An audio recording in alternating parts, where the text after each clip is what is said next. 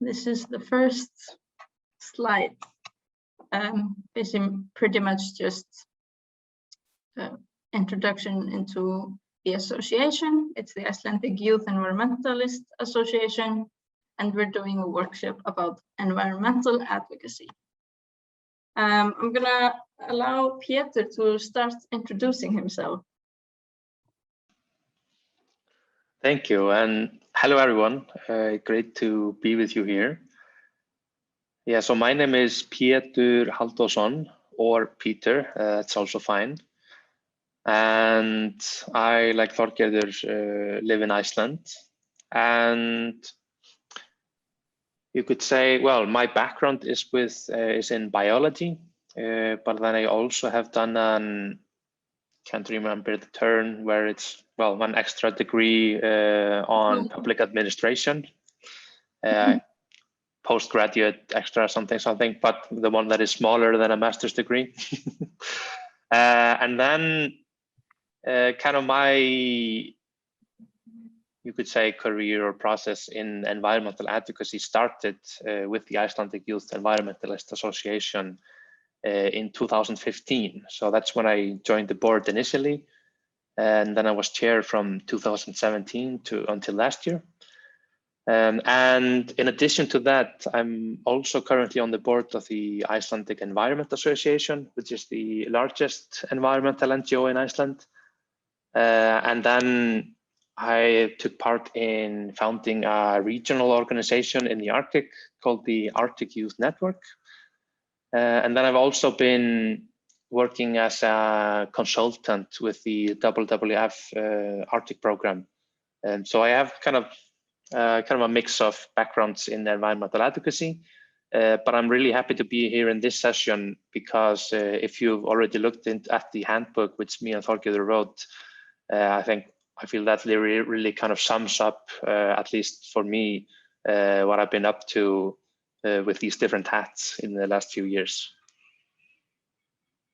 Yes, we will go back to the handbook in a bit, but I'm going to introduce myself. I'm Þorgerður María Þorbjarnardóttir. Sometimes when I am in an international environment, I will say that my name is Maria, because it's easier for everybody. So I'm from a small town in the east of Iceland. It's a rural town of 3,000 inhabitants. And I lived quite close to a large dam. It's the largest dam in Europe, I think I remember correctly. And well, it sank a lot of land in water because of the reservoir lagoon. It's quite big. And it just kind of split the society, and people became, you know, for nature or for I don't know. Well, jobs, you could say. Yes, jobs. So do you want people to live here, or do you want to protect the environment? And I kind of felt it wasn't really that simple. But so when I was 19 years old in 2014, I was on the board of the association. I was on the board 2014 and 2015, and then I did a bachelor in geology, and then I became the treasurer last year when Pétur was still chair, and then I was chair. So that is my background, and now I'm heading to England, to Cambridge, to learn conservation leadership. So I'm really excited about that. And I wanted to point out that I'm standing in front of a volcano. Picture, just to brag. So yes. Well, Pétur can tell more about what led to this handbook. But basically, he did some presentations in high schools all around the country and did a survey if they knew that they could affect decision making, and if they knew how, and if they wanted to. So Pétur, maybe you can come in here. Yes, so thank you. And so basically, when I joined this, organization called the Youth Environmentalist Association, but by the way, the Icelandic name is a lot shorter and less complicated. It's just Ungir Umhverfisinnar, or UU, more colloquial. So basically, it was a relatively young organization. And like with, I guess, for young people all around the world, we were faced with, these challenges. There was this, this and that place with unique nature that was going to be destroyed or negatively affected. And then, of course, there's climate change and, ecosystems and everything. And basically, it was kind of difficult to try from scratch to learn, okay, how do we affect the policymakers? How do we, write public comments? And how do we, have a real impact, but not just, look nice as tokens, but then the politicians do whatever they want. And one of the, activities that had been going on with the organization was to go to schools or upper secondary schools. So that's age 16 to 19-ish. And we were giving, presentations about what we were doing in the organization and, what young people can do to really impact environmental issues. And then we thought of a way, and we were doing this around the country of Iceland, and most of the settlements are by the coast. So you had to take kind of this round trip. And once I went with another person, and it took maybe 2 weeks, and it was kind of exhausting. But we did manage to go to many of the schools, of which there are around 30. And one of the things we did is that we put out this very simple, how do you say, questions to the students we were talking with. Do you know that you can affect policy relating to the environment, like Þorgerður mentioned? And basically, as might have been expected, they wanted to, but they didn't know how.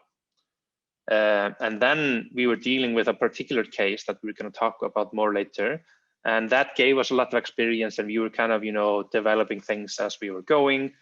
And that led to us over a year ago realizing, okay, now we have all this experience. It might be good to put it into some text. So when we leave the organization, someone can, at least use that and build it from there. Yeah, so Þorgerður, do you want to continue? Yeah, I thought maybe you could share the link in the chat. Oh, yes, I will. Sorry about that. That is pretty much everything I have to say in this slide. So I'm going to the next one. This is our bus trip throughout the presentations. So we both have this workshop today and tomorrow.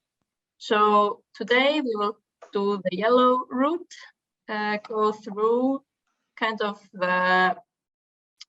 it's more about the where, and then the purple route is more about how. So yeah, you can take a good look at all of this, but it doesn't really matter because we're going to go through it. So why advocating for nature?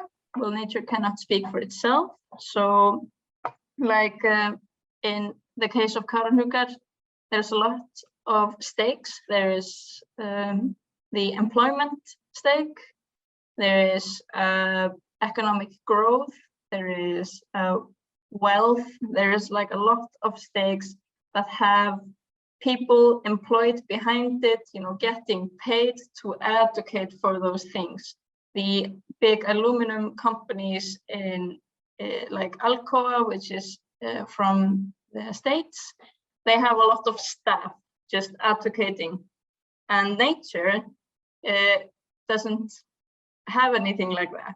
So there needs to be strong people in society who actively advocate for nature, because even though people say that it matters, everybody say that it matters, but there's nobody really employed with a core value of advocating only for nature.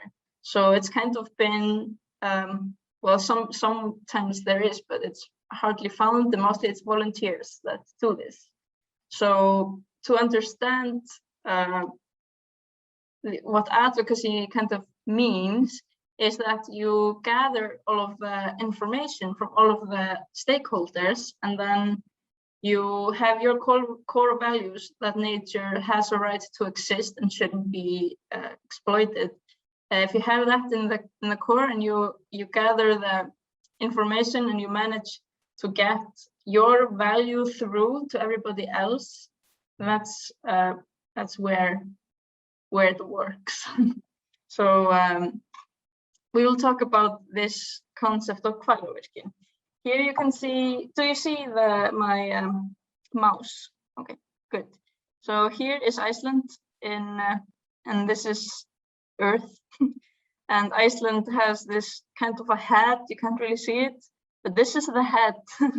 If you look at Iceland as a reindeer or an animal or something, this is the Westfjords. And hvalárvirkjun was supposedly here and is supposedly going to be built here if they take it up again. It's not been cancelled, but it's been postponed. Spoiler alert. So it's this dam that is going to, or they want to build, that will sink some land down in the reservoirs. And things to have in mind here is that the Westfjords are quite isolated. There's really rocky terrains here, and there's not a lot of electricity coming in into the system from the Westfjords. It's mostly coming from, from the rest of the land. So they quite frequently experience that the power goes out, and they don't really have this three-phase, like they don't have strong enough electricity for industry everywhere. So that's kind of what the people building hvalárvirkjun kind of used.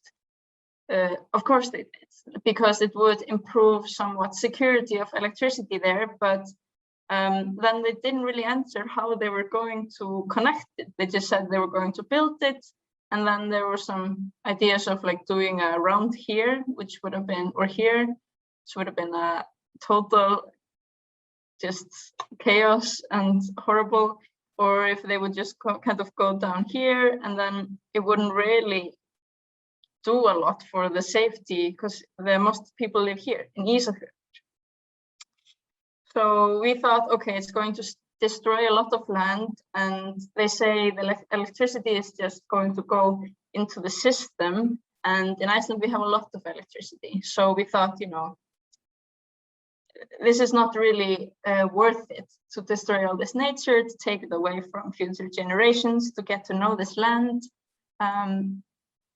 Just because, it was obvious that the people who were doing it for the money. Of course, that's kind of where everything comes to it in the end. Yes. So I go back to the handbook. So in the handbook, we kind of go over that everybody in society influences the relationship we have with nature. Because it's going on everywhere. If people have a good mentality towards conservation, then we're more likely that the politicians will conserve more nature. So students and politicians and business owners and artists and parents, everybody has this influence in just conversations, in lawmaking, in how they run their business, and how artists reflect on nature. So we made a map, and I think Peter is going to speak about the maps. Yes, so I'll give you the words. Thank you. And just as an example, I'm putting in the chat a Wikipedia page about a relatively recent Icelandic movie it's called Woman at War. And basically, because there has been so much controversy in Iceland in the recent decades about the development of electricity and power infrastructure, because the industry wants to do much more than is necessary. That's an example of how the arts are really influencing the public discussion by making a movie about the topic, because it has become so ingrained in the discussion in society. But anyway, and then, like Þorkell is saying, it's very important to kind of understand what are the controversial issues and how can we get to learn about what's going on. And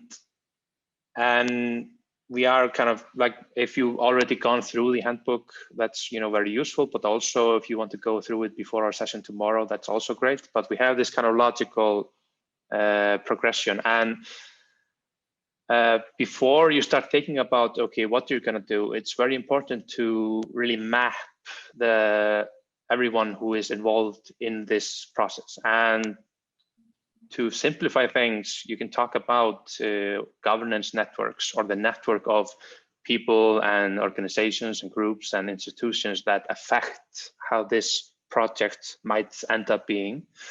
And the most simple version of this, which you probably have heard before, is the division between the public sector or the government, and the private sector and the government, the companies, and non-governmental organizations or the third sector. But by the way, this is a very simplified version of the state of affairs, and you can have much more elaborate models to describe, because there are so many different individuals and groups affecting things. Next slide, please.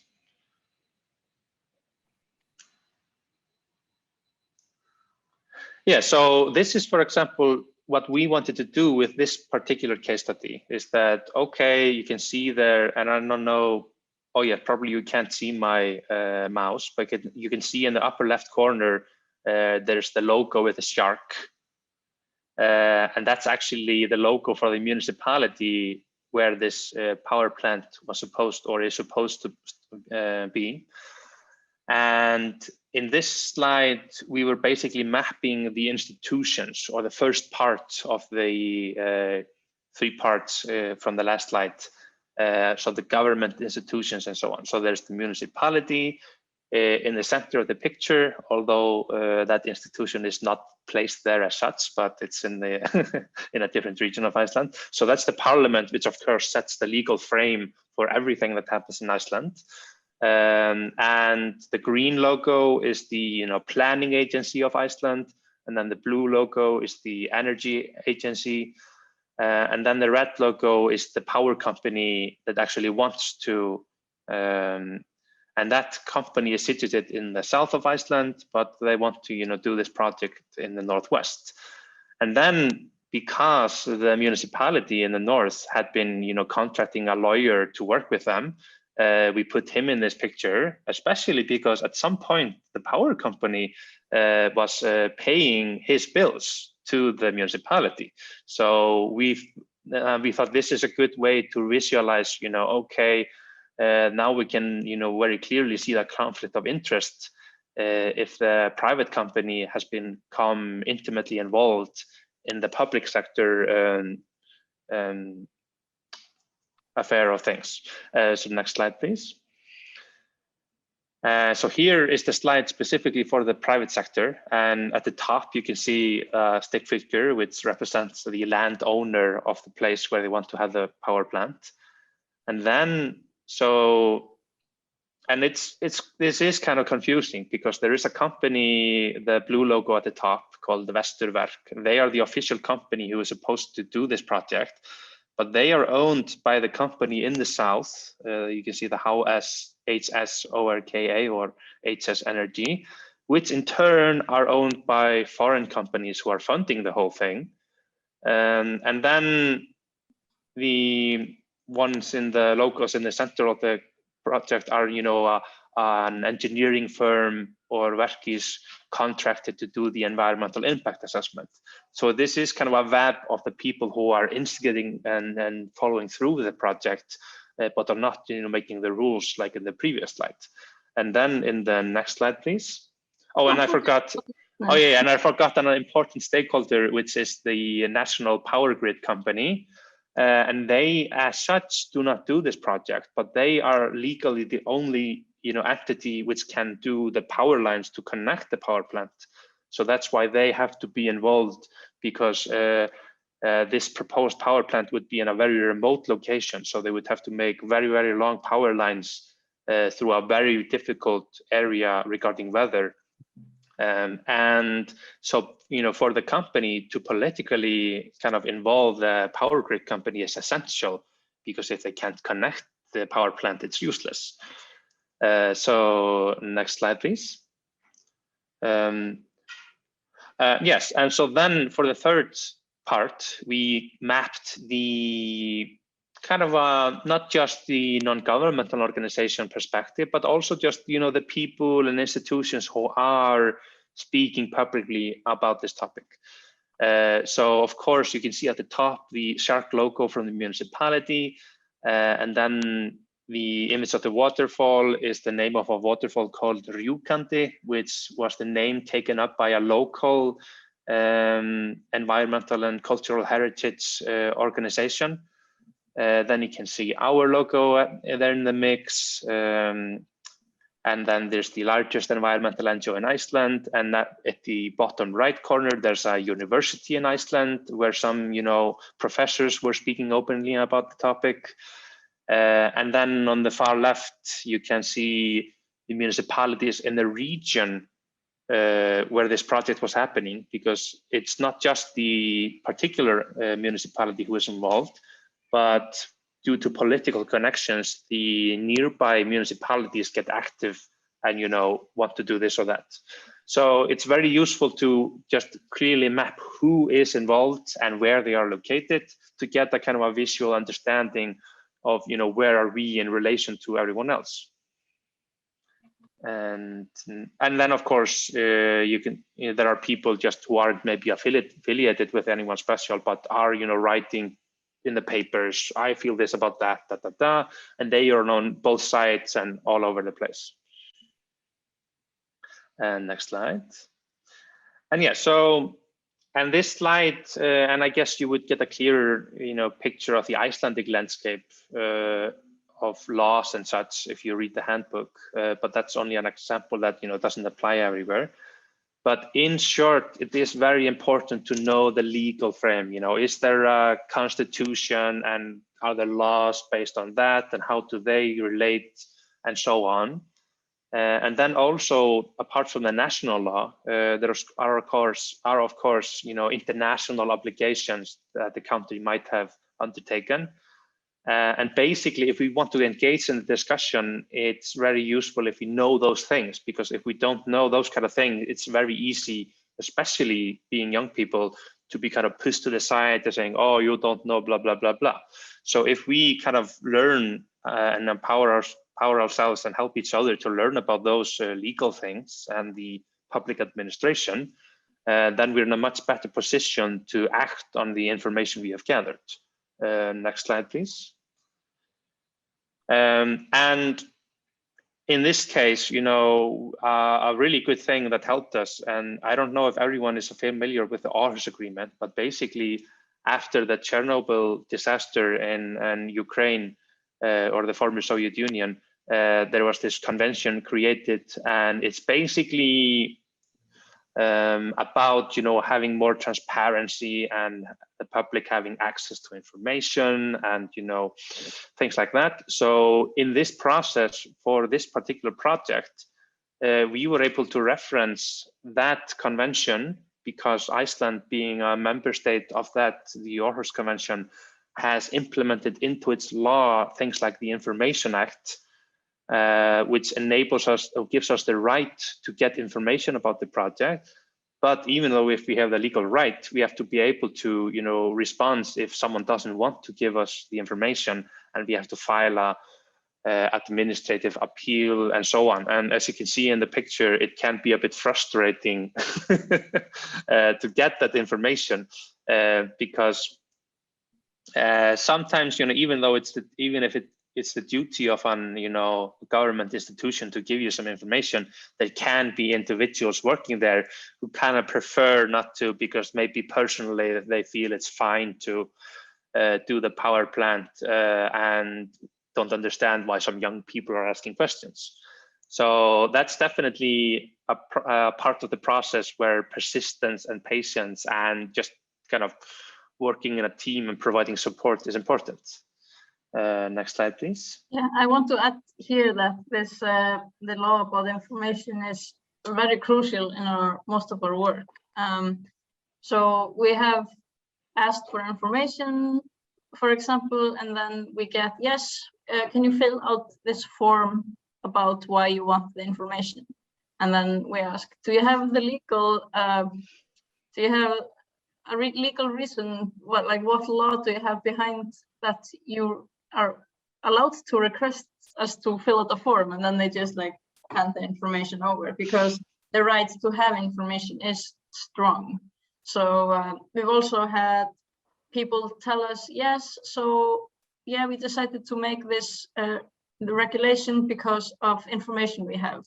We said, oh, nice, can we see this information? And then it kind of turned out that the information didn't exist. So so this is this is a really strong way to just kind of also act and be curious and kind of clueless, oh, okay, is it better to build the plant? Okay, explain to me why and give me the research on why and good reasoning. And a lot of the times they don't have that. So then your argument is so much stronger. Yeah, and that's the thing. To strengthen our argument at this point in the process, we have never started to say, you shouldn't do this, We are still just, gathering information and say, okay, we'll feel reason to look into this, but we're going to find all the facts before we make our assumptions about what we think should be done, because that also makes our assumption later on much stronger if we weren't, biased from the beginning. Yes. Yes, so I was going to talk about this. So also for others to take us seriously, we must show a good example. So we cannot also just run our NGOs and not in a democratic manner. If we don't run our NGOs in a democratic manner, then we don't have a lot of weight. Then we are just one person. But if we have an NGO that has a lot of members, we are open about all of our activities. So we will share what we are doing with members, ensure that the board members are elected in a democratic manner. That's both having an election and also advertising well, when the meeting is, where the election will take place, and what is at stake, and what is what is people are able to run for, and then talk to your members, listen to them and see what they have to say, and make sure that they are not only watching you advocate, but they also have a way of kind of pitching in to say what they feel, to say their opinion. Maybe they don't agree with everything that you're doing.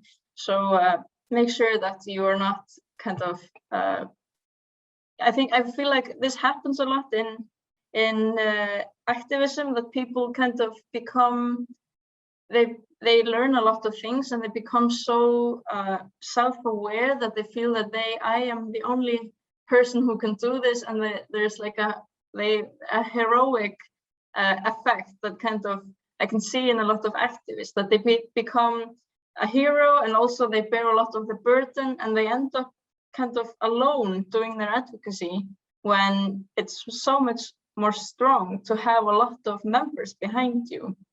So I will go on to the next slide. So what we did was that we just had a Facebook group around power matters in Iceland, and actually there was a member that posted into the group, "Hey, have you heard about this project?" So we went into it, and then every time we had a meeting, we would invite everybody to join the meeting.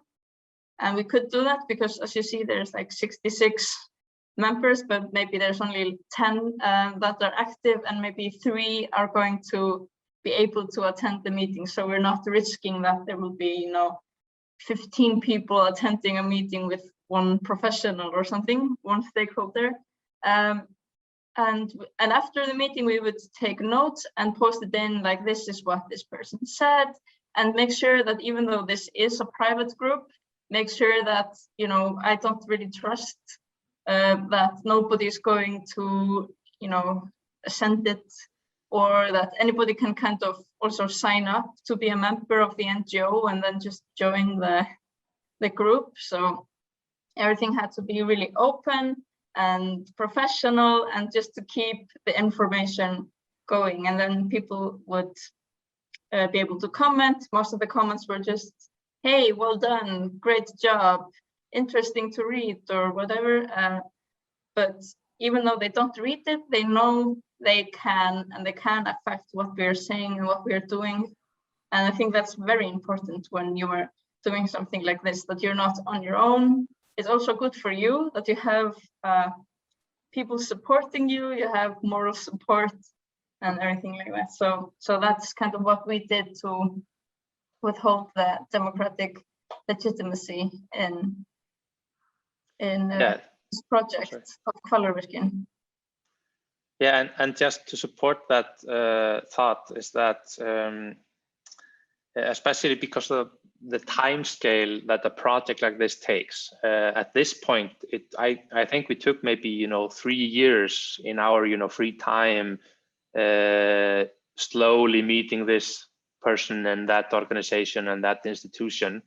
And actually, like, if you now would join this organization and join that Facebook group, you can scroll down and see all those activities and summaries from all those meetings. And it makes much a stronger case when you have that kind of transparency, so anyone can at any point kind of see, oh, okay, so you met that one and that one and that one, and we're kind of processing that information. And that also, even like Þorgerður mentions, even though not everyone is super active, a broader group knows what they're doing, and they have the chance to comment, oh, wait, why are you doing this, da, da, da, da.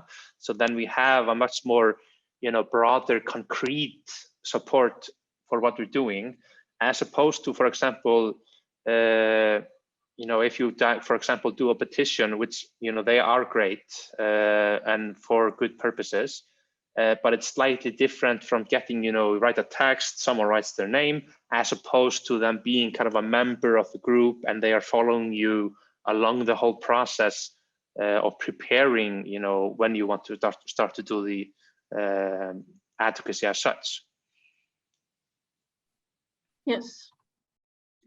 So then we want to talk a little bit about Iceland. It's quite small, or at least the population is very small. There's around 350,000 people and not more. So yeah, there's also a very short history of human settlement. The first histories of people being here are from the, what would you say, the 900s?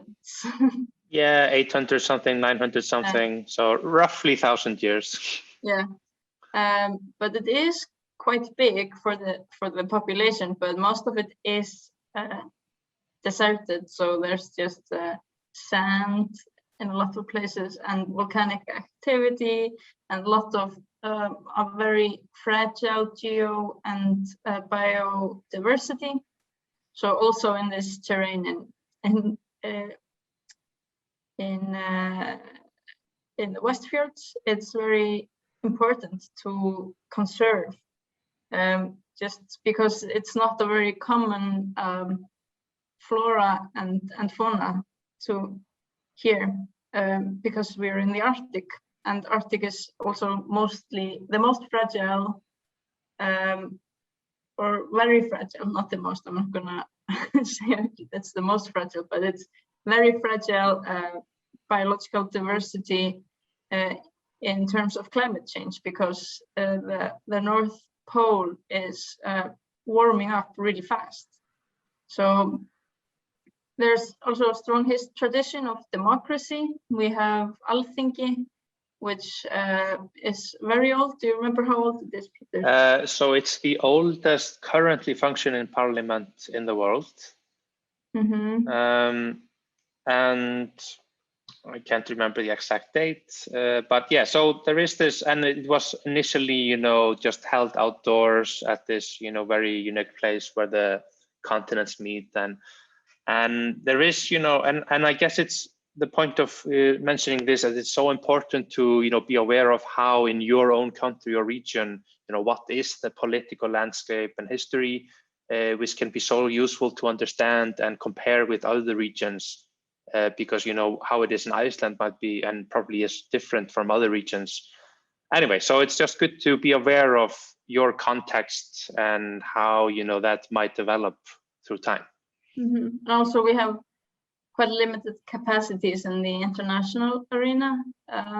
So we're probably not going to, you can see it in how the world wars were for Iceland. They didn't really choose sides. They just kind of went along with anybody who came here first, because we just don't have any capacities to have like a strong influence. But what we have been trying to do is just to show really good example. And we had the first woman president, and so on. So yeah, and in that context, well. oh sorry. Yes. Yeah, and then that context, I think we are one of the few countries in the world who has never even had an army. But so, probably mostly because of, you know, the population. yeah, so few people and far out at sea. So, but that's definitely different than, for example, if comparing to, you know, US, China, or Russia, which have slightly big ones, I imagine. But anyway. Yeah, like completely different landscape of advocacy, and that's why it's really important to have people from all over the world here, so we can discuss different landscapes. So how, you know, you've probably heard this, you know, a million times, that young people will be mostly affected by how society conducts itself today. And our voice is crucial to be, you know, with fresh and open perspectives and aim high in our goals.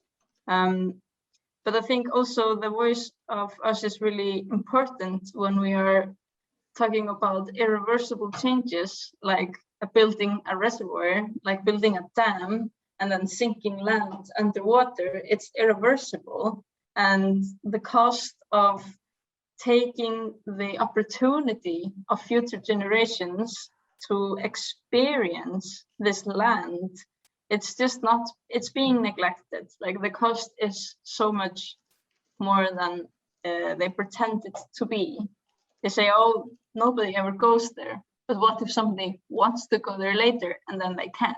That's a lot of loss in my mind. And also, it turns out people sometimes go there, but not a lot. But nature has also a right to just exist. It doesn't have to exist for our eyes. But that's kind of the perspective that is very strong, a very strong argument when you're talking with other people that are very people-centric.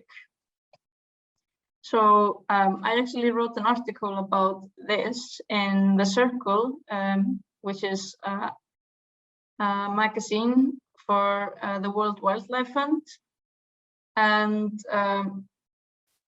it's pretty much just talking about how the voices of youth are being neglected.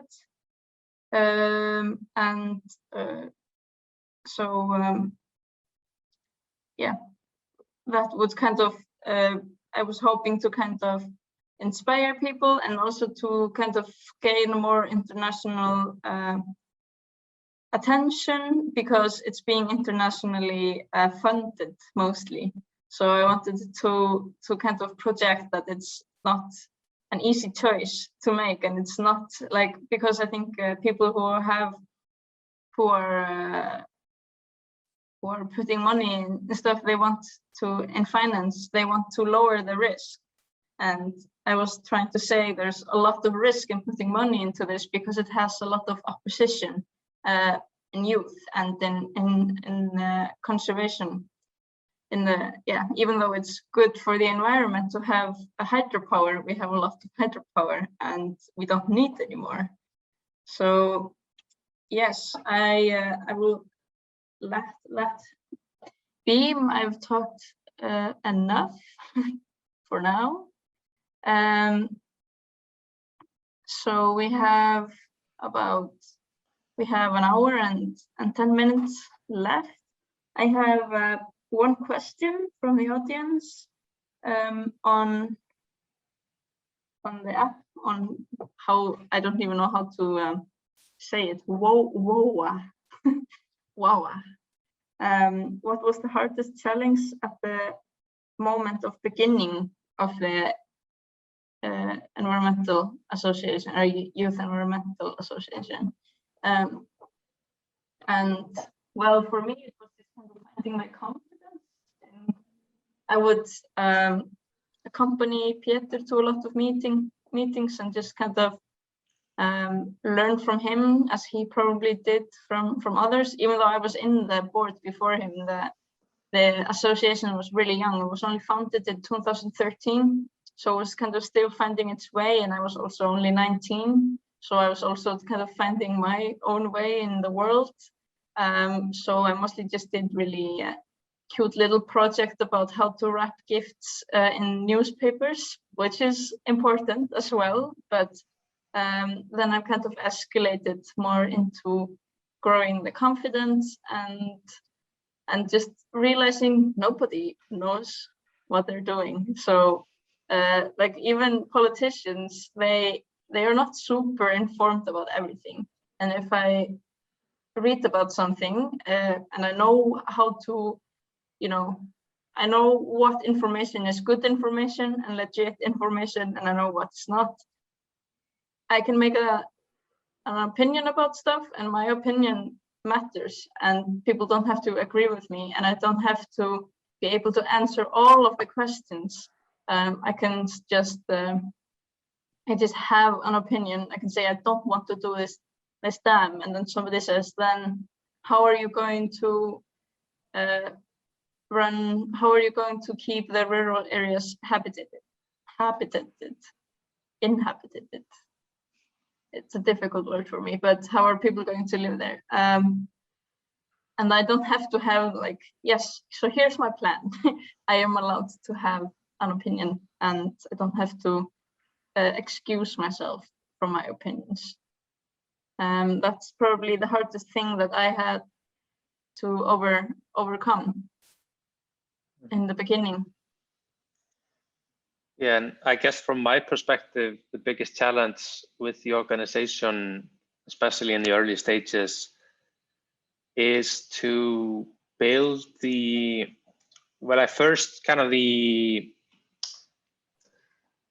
techniques and approach, because I mean, when you have your kind of first,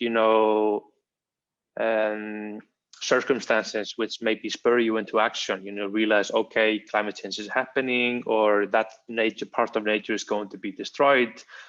It's very easy to, it's very usual not to have any kind of advocacy background, and you might not know, okay, how do I positively influence this topic? So, I mean, it's very hard to be at that beginning stage and thinking, okay, do I write a letter to a minister, and does that magically solve the issue, or do I need the follow-up, and how do I learn that? So I think the first challenge has been just kind of building that kind of expertise on the methodology, which we have, tried to kind of put into that handbook. And then secondly, just the challenge of having the resources to actually put time into that kind of work, because like this organization is not much, doesn't have a very strong funding structure. So we have been doing this in our volunteering time mostly, and the time that it takes to just do these things and also, help other people learn about this and get into the process and kind of train others. Like Thorgerður mentioned, like she started in these kind of things when she came with me to some meetings, and then there are other people coming with us to meetings, and now people are joining Thorgerður in meetings. It takes a lot of time to kind of build up this, culture and atmosphere of working in a specific manner. And enough, and hopefully in the long term, finding money to just have, paid positions for people to coordinate this kind of advocacy. So yeah, getting the resources is definitely one of the limiting factors, whether it's time or money or the expertise. Yes. So I think I'm gonna stop sharing my screen, and I'm gonna ask you if you want to turn on your camera. That would be just nice to see everybody's faces. I don't know if that's possible if you're doing it through the Wawa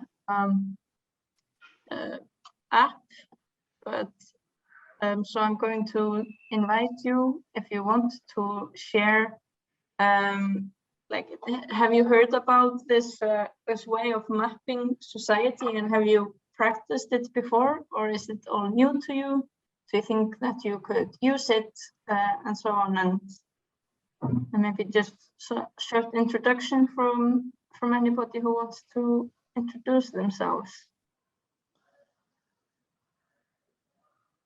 You can just write it on the chat also if you want to. Or you can use the raise hand function.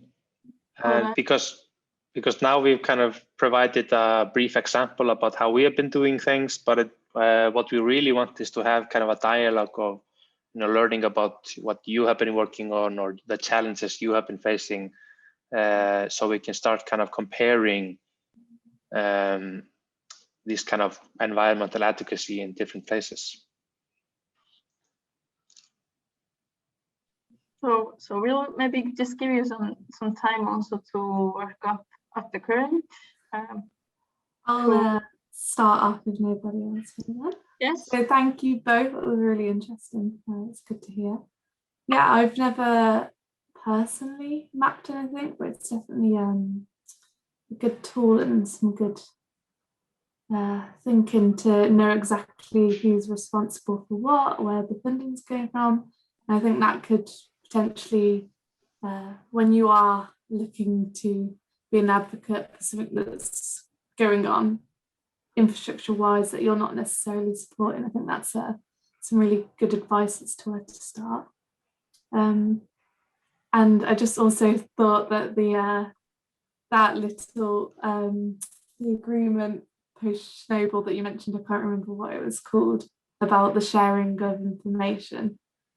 I thought that was just like, a really interesting point to pick up on, because I think as young people, when you've been like a student and young your whole life, you have to always justify yourself and prove yourself. But actually in these situations, people need to prove stuff to you. So I thought that was a really important point that you highlighted. So thank you. Yeah, thank you. So I'm going to cut myself one slice of banana bread. It will take me 30 seconds. And then when I come back, I will see if somebody has raised their hand or not. And if not, then we might just do it to discuss. We had some discussion points ready that we could discuss between ourselves, and so we could do that. But so yeah, you have about 30 seconds.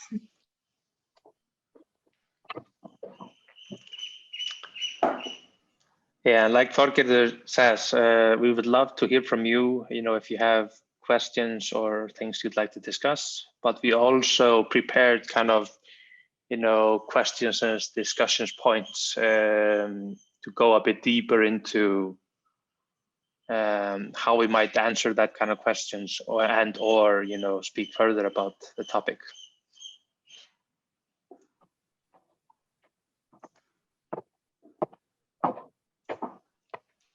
Hi. So anybody want to share? Yeah, Aline? Yeah, hi. I have a question.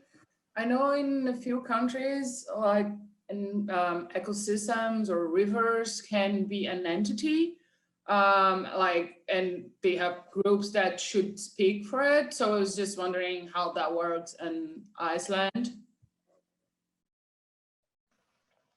I'm not sure I understand the question. Oh, so yeah, I understand. So basically, like there are organizations and projects around the world where parts of nature have been given status like an individual, and this actually has never been done in Iceland.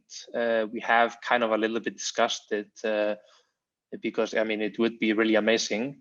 But this is one example of a thing that Iceland has never done, and it would require, I think, some fundamental changes to the legal framework because I think our legal background / culture, which mostly comes from the Nordic countries, is kind of new. This kind of a methodology is kind of new to that context, unfortunately. But it would be so great because we have some very important rivers in our country and ecosystems, and especially if we go into the ocean. And Aline, maybe you want to share from your country. Is it maybe already done in your country, or do you maybe want to share some more about that? So I'm from Brazil, so not there, but I know that New Zealand did it, and I'm not sure, maybe a couple of countries in South America as well, like recognize something. I'm not sure what exactly, but that's all I know about it. I know that Guðmundur Ingi, the current Minister of Environment, he so now there is like law on conservating one river, like all of it's a water area, vatnasvið Jökulsá á fjöllum, like Jökulsá in the mountains, but it's probably not the same as you're mentioning, but I thought that was maybe close to it.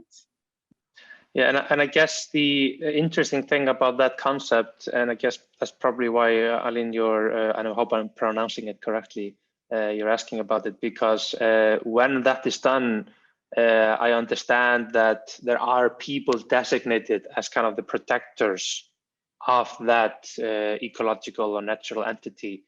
So then it has that kind of personal component.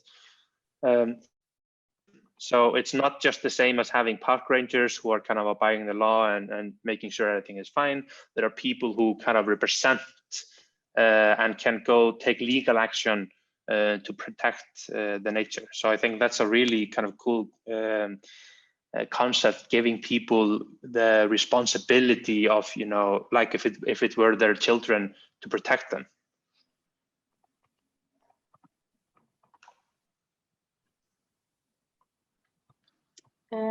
Yeah, is there any, if there's Mark Chester, you're sharing that Ecuador specifically is the first country to recognize the rights of nature in the constitution.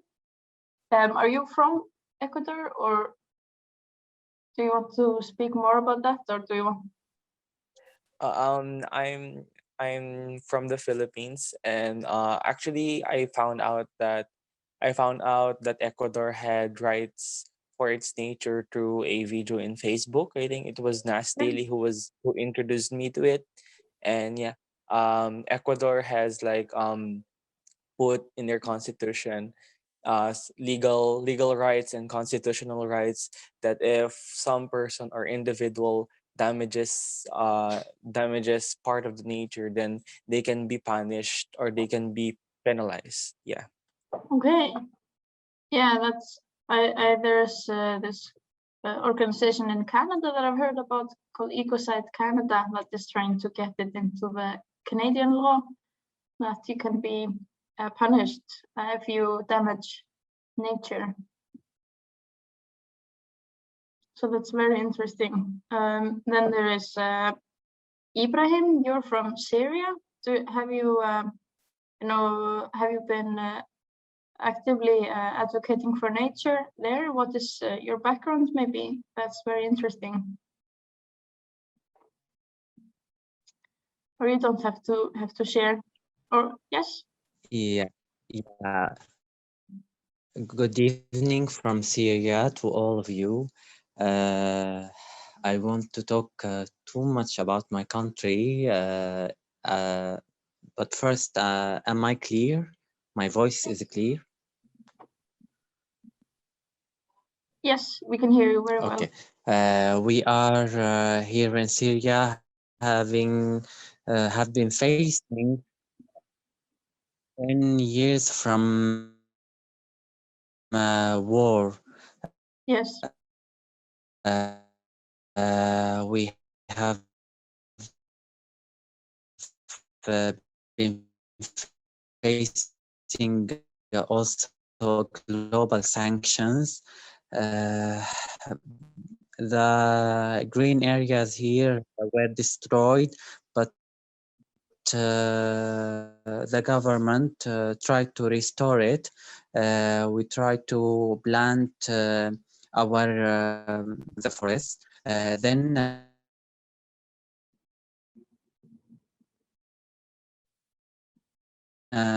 we are for the sanctions. We couldn't have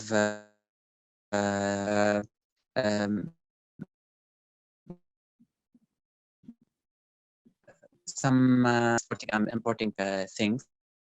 So we are recycling our mask in this state of about our neighbors. We facing some pollution in the water or in the ground. We solve it with you. We want to share any solution, and in another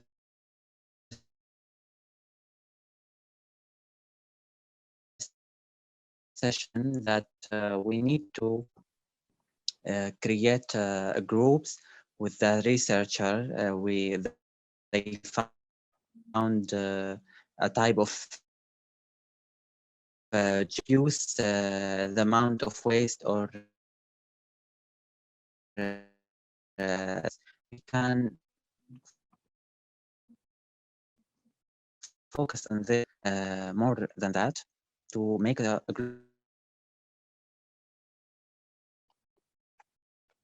You keep falling out. I think your internet. Oh, he's gone. Okay. I got some of it, so of course. Oh, he's back. Ibrahim, I think that your internet is not very good, but I managed to get most of what you were saying. Of course, there is the war in Syria, and that a lot of green areas were destroyed, that you try to plant back, the government, plant the forests back, and then you have a lot of water. I'm sorry for the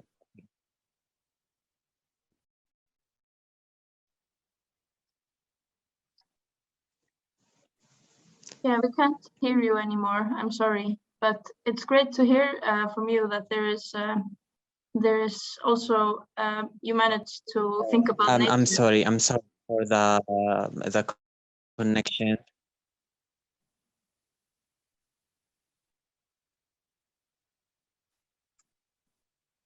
Yes. Yeah. The nature is important and crucial thing to worry about.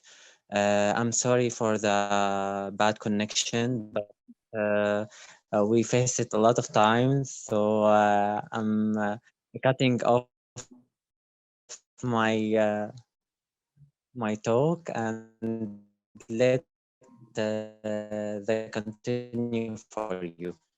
Thank you. Yes, thank you very much. Thank you. It's very interesting to hear. Also, Mark Chester has their hand raised.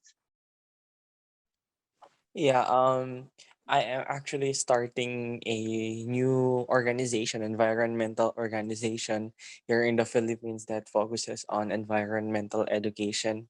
Um, Here in the Philippines, I would describe the condition of youth activists or youth advocates here as hostile because the government has been like pushing us back. Like they have been opposing us, and they have not been listening to the voices of young people here in the Philippines, and it is very sad. It is very disappointing as well to do you know to be hearing the government officials hating the youth because here in the Philippines our mindset or our vision or our goal is described as somewhat an extreme or somewhat very radical to the social norms. So may I ask if how what tips can you give us so that we could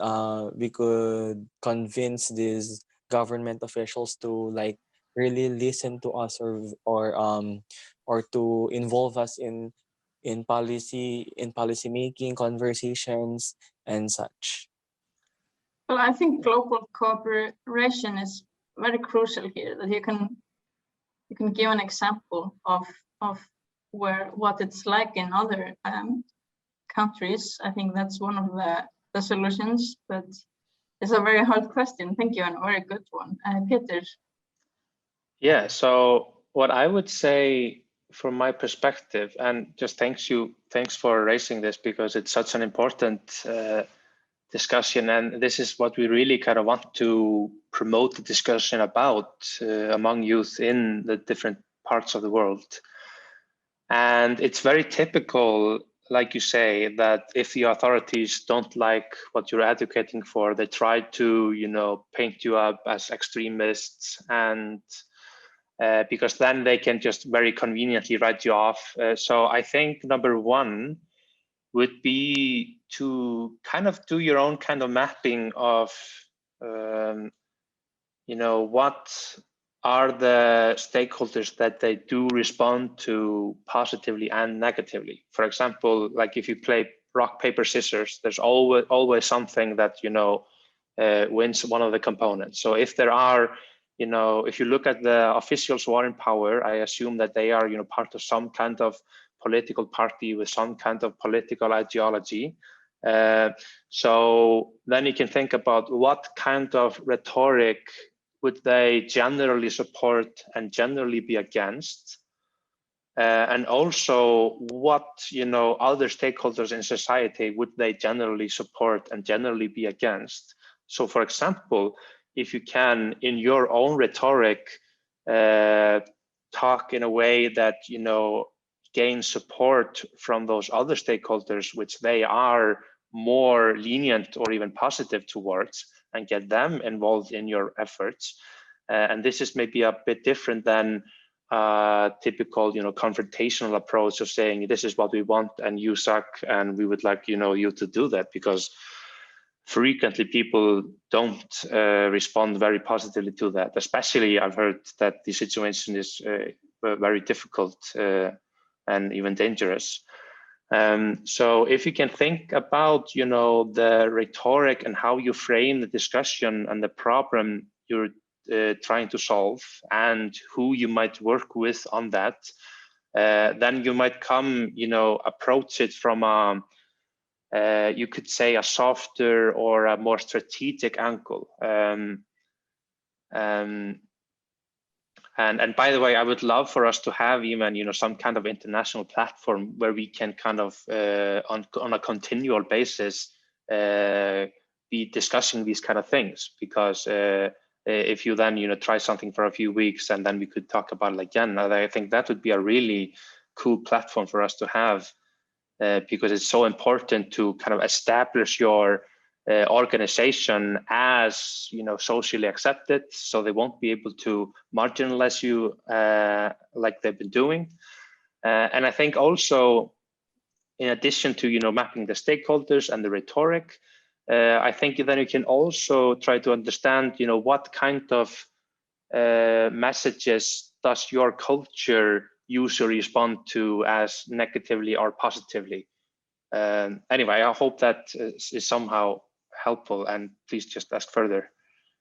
What I think was good also, because I was advocating a lot for climate change in Iceland, and I met the parliament parties, is that I had one meeting in the beginning, and I managed to get one party to meet me. And then because it was on Zoom, I took a screenshot and posted it on every social media. Yes, this party cares about youth and environment, and we spoke to them and educated them. And then suddenly all of the parties wanted a picture or two, I think. But of course, that is very based on the culture here. So, so yes, that was something that I could do, kind of play with the popularity also, because it's very close to election. They were really wanted their image to be good. And just a quick question to you, Mark. What do you think about what I said, or do you have any feedback on how you feel that might work in your context?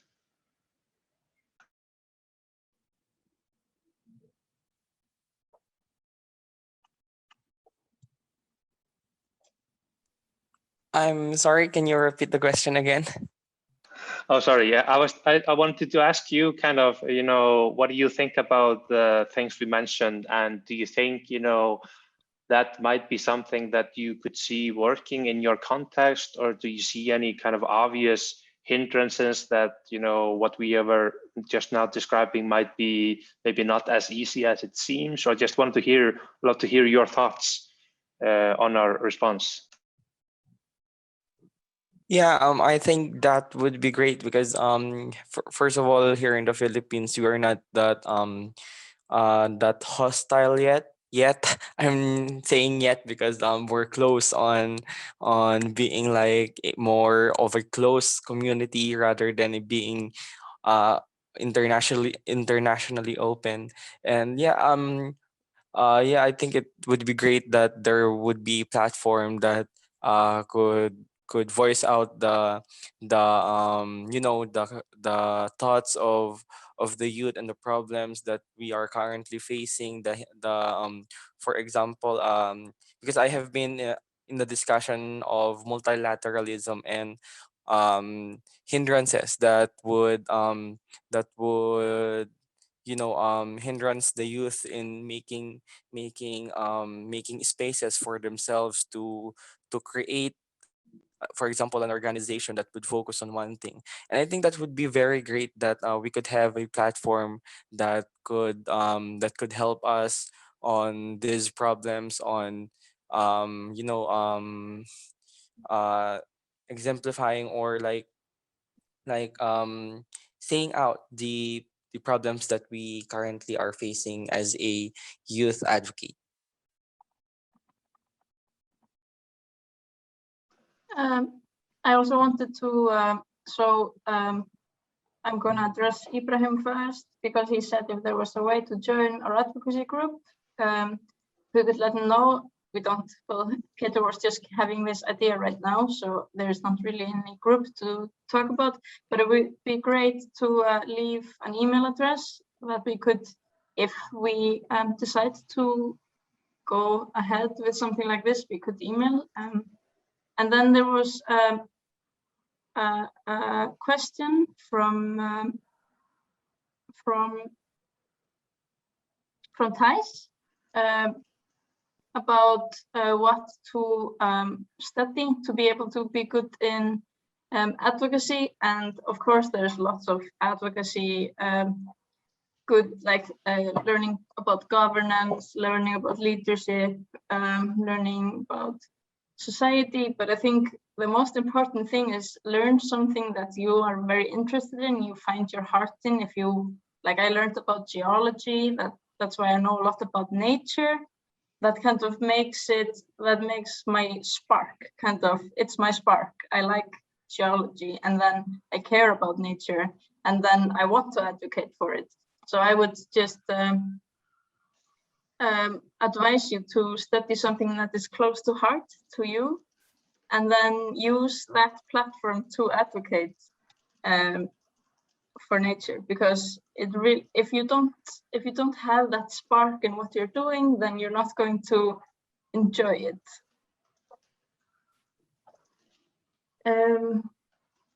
Yeah. So we had some questions ready also. Do you want to, or does somebody have any more questions?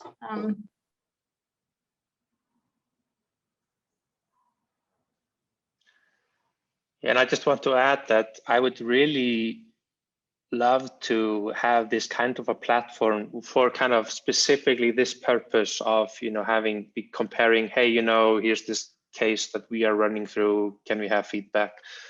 And I guess it would be good for us to kind of ponder it a bit and, you know, map the international landscape of youth-led advocacy. There are platforms like the YONGO at the climate negotiations and the Global Youth Biodiversity Network at the CBD or the Gibbon.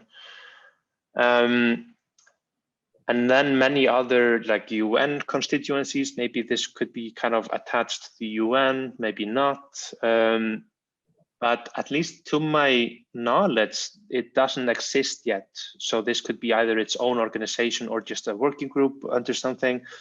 But I just want to echo that I would really love to have this kind of platform, and actually kind of maybe that's just a logical next step for us to create it. Yeah, it doesn't have to be super difficult or super like official. It can also just be some kind of a group. It's really nice to see everybody sending their emails. Yeah. I'm really happy to have all of you here in this. And I mean, it could even just start as a Facebook group without deciding the name or anything. Let's talk about this after the meeting. I've had enough Facebook groups. Yeah.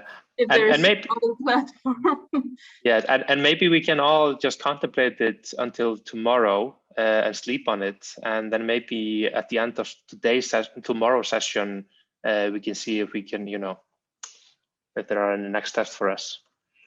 Yeah, there's a lot of platforms to make a group. Nice. Great. Yeah. So we also had some additional discussion points in case, you know, and just keep thinking of questions if they come along, and raise your hand when they come to your mind. And maybe if anyone who hasn't spoken yet wants to share, for example, like, do you feel that it's easy to access decision makers, or are they like very far away, you know, in this high tower, so to speak? And yeah, that's true. Yeah, maybe that is definitely, I think, off-putting for many that everything is being recorded. So you could also just post, you know, kind of discussion points that we can elaborate on. But yeah. Yeah, for example, in Iceland, access to decision makers is super easy because the population is not very big, and also just because of the culture. so I haven't been doing this advocacy. I've been doing it kind of full time for 2 years now, and I've managed to I am on I have the Minister of Environment phone number in my phone. I can call him and ask him about stuff. I've had a meeting with the Prime Minister, and I've met most of the Parliament members on Zoom though because of the pandemic. But and of course I'm not in a position where I can, tell them what to do or anything like that. But I have very easy access to these people, and I know I've learned a little bit more about how to get to them, because it's not often a very maybe just sending an email straight to the minister doesn't work. But when you know who their assistants are, and then you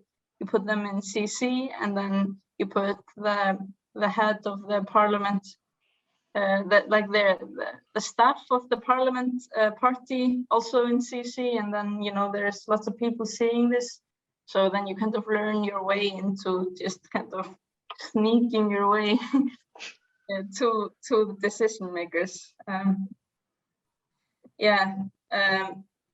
So in Brazil it's not very easy, and I can imagine, because it's just much larger and more people and a completely different culture as well, and history.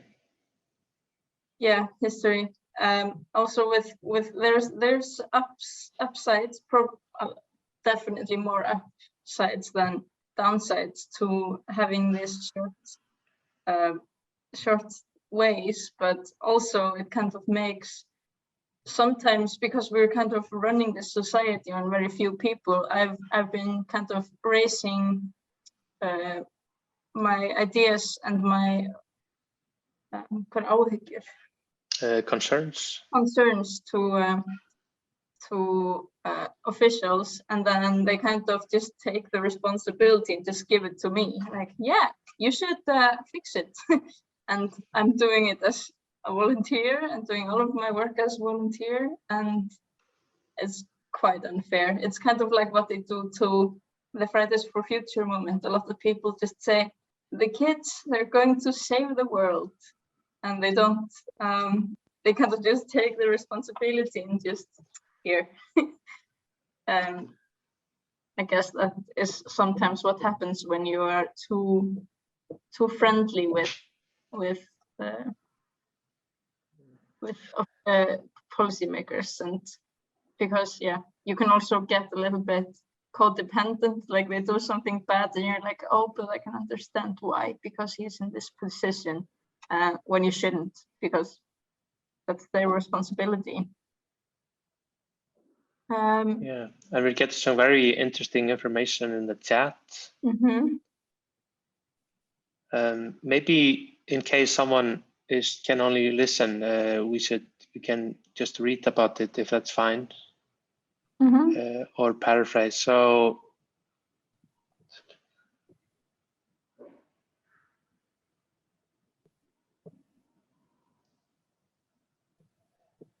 it is mandatory to give.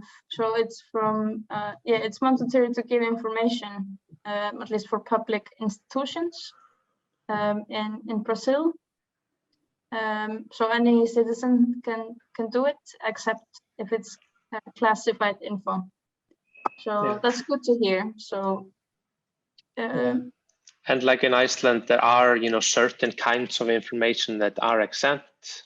And actually, our Information Acts became a lot stronger after the financial crisis in 2008, because there was much controversy about the financial sector.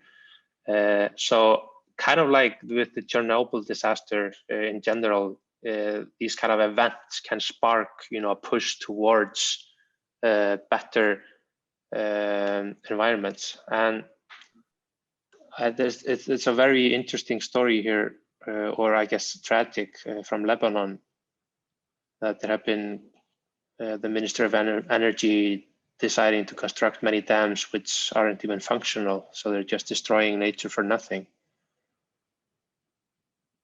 And but also inspiring that they went camping to stop construction, went camping in the area, and it worked. ooh, oh, that's great to hear. Yeah. And I think that's a great example of how you can identify, where are the kind of, if you find like the weak spot regarding the funding, and go to those people and they can stop it. It's a perfect example of how you can, if you have kind of, whether it's formally or informally, mapped the situation and build upon that. And then there is some answer from the Philippines that they're doing the same, building dam on nature reserves. That's very tragic. Wow.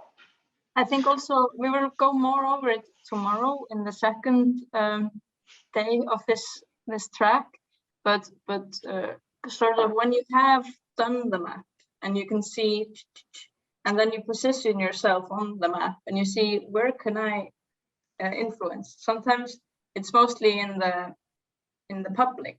So then doing stuff like this, like camping, it's you probably, I hope that the media caught it. Like, it's a super good story, and then you kind of start. Sometimes when things just go on the news, suddenly they just have a much better.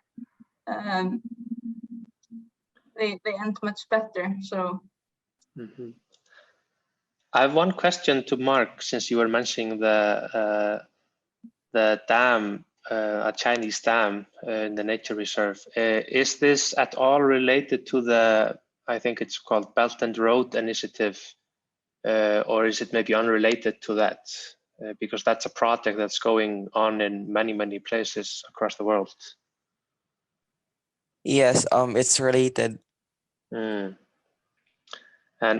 I guess that's another reason why it's so important for us to be able to have some kind of platform to kind of work together in these kind of things, because especially when we get into those international investments who are doing these huge infrastructure projects, and Iceland is, for example, has also been approached regarding that project and the countries around it, is that then we are facing maybe even the same or similar stakeholders.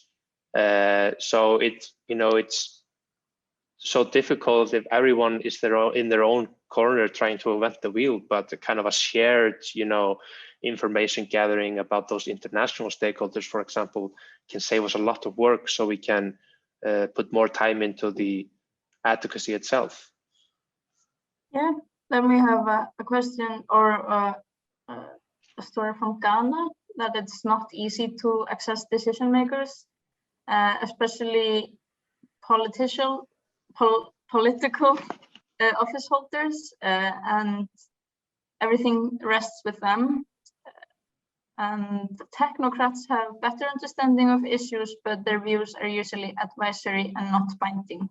So emails won't get you any feedback, most certainly. And CSOs, what is CSOs? I guess NGOs. Yes, okay. Or conservation organizations. Yes, okay. Are able to get their attention when the media amplify issues being raised, but that too has its challenges. Of course, it's difficult when you always have to do like a really good story for the media when you just want to have a polite conversation with stakeholders. And just, oh, sorry. It's tagged as political or anti-government often, the CSOs. Yeah, and just on that, and I guess that's why we wanted to separate our track into the session today about kind of the organizational component, and then tomorrow go more into the the advocacy for individual projects.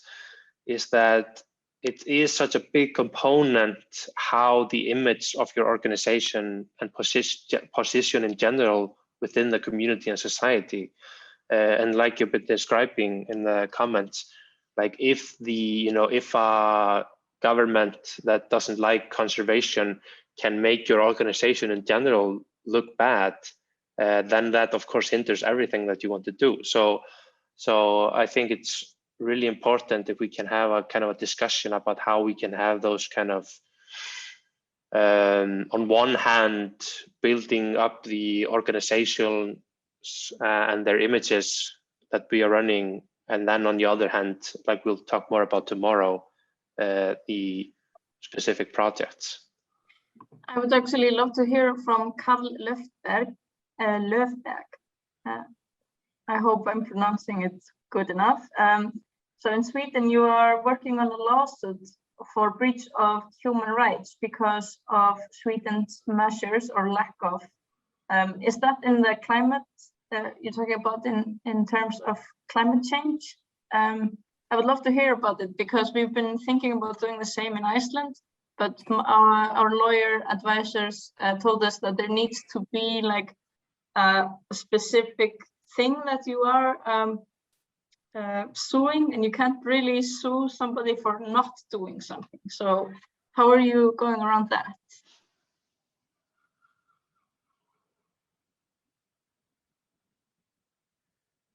So can you hear me? Yes. Yeah, so we're working with mainly with children and young people for suing the government for a lack of measures regarding climate change. So we are using the European Convention on Human Rights as the basis for this. Well, at least for now, we're still looking into the legal possibilities of it.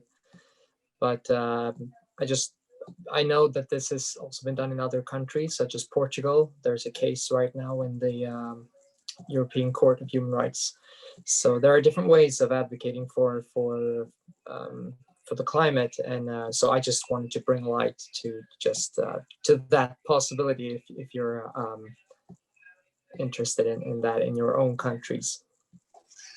Yeah, that's great. And tomorrow we will go more into what to do when you have done the mapping. So one of the things is file a lawsuit. But I'm very interested in this because I would like to look better at how they did it in Portugal and what you will do, because right here we've kind of thought there's no specific incident where the government has that you can point out here is where they failed. So that's kind of the problem, but the problems are to be solved. So yeah, we're still looking into it. So we are not really clear on the way to move forward just yet, but it is something that we are working on, and hopefully we'll have some idea of a more clear view soon.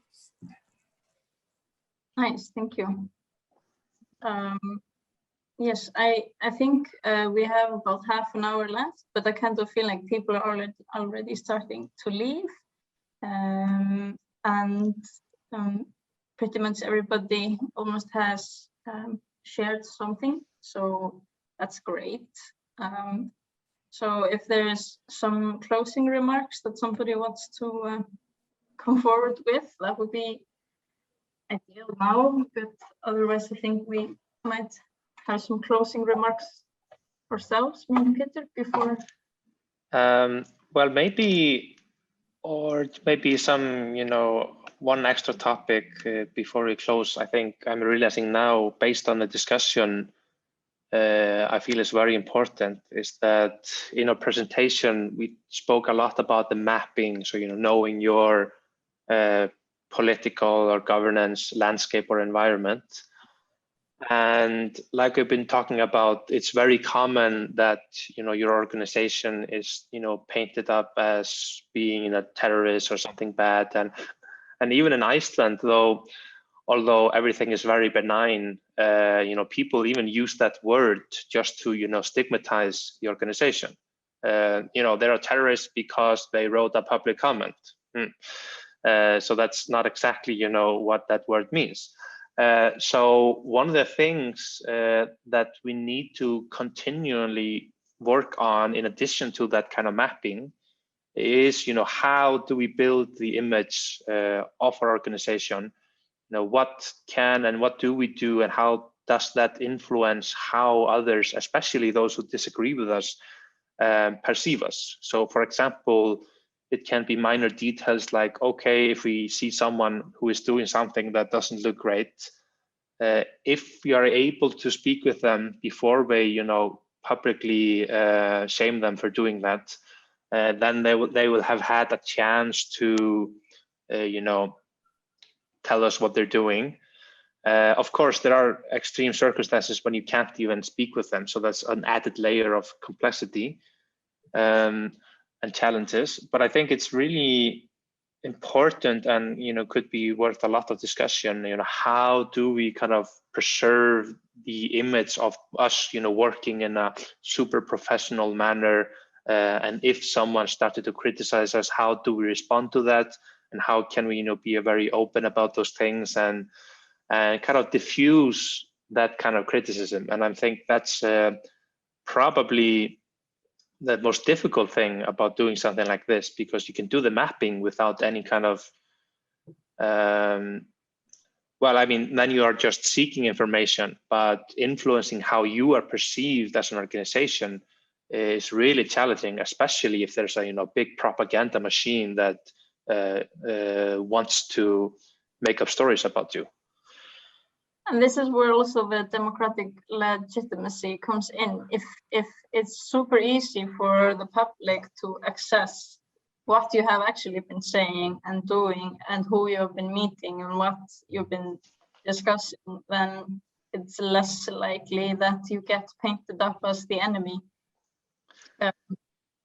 Yeah, and if you have maybe members or associates who maybe have a high status in your society, for example, if we manage to do a project that involves the president, then, or some, you know, high profile picture, or maybe, you know, it doesn't have to be at the top level of the government. It could be just, you know, maybe someone who is generally respected in your local or regional community, that is even respected by the quote unquote troublemakers, then that kind of association and the transparency Þorgerður mentioned, those can be kind of indirect tools to preempt attacks from that kind of rhetoric.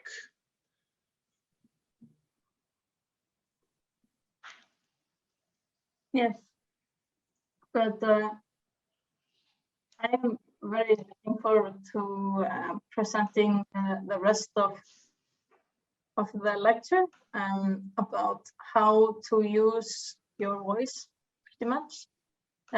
When you have found your place, kind of, you've mapped out where am I, who should I talk to, and tomorrow we will go over how to address these people and how to talk to stakeholders.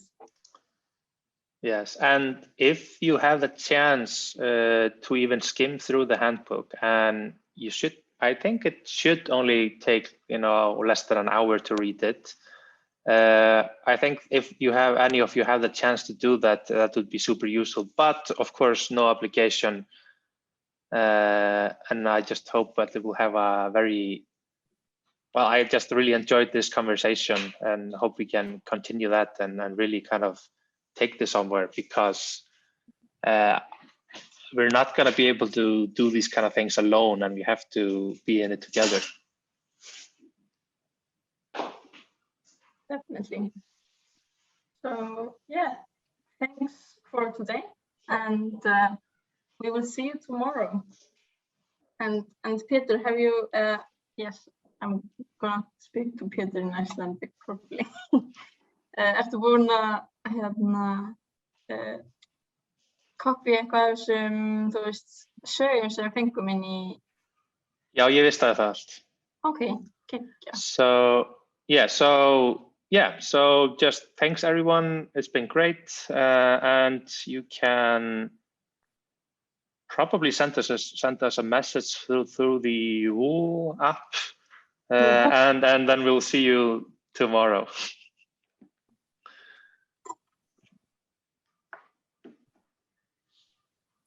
Thank you both. Bye bye.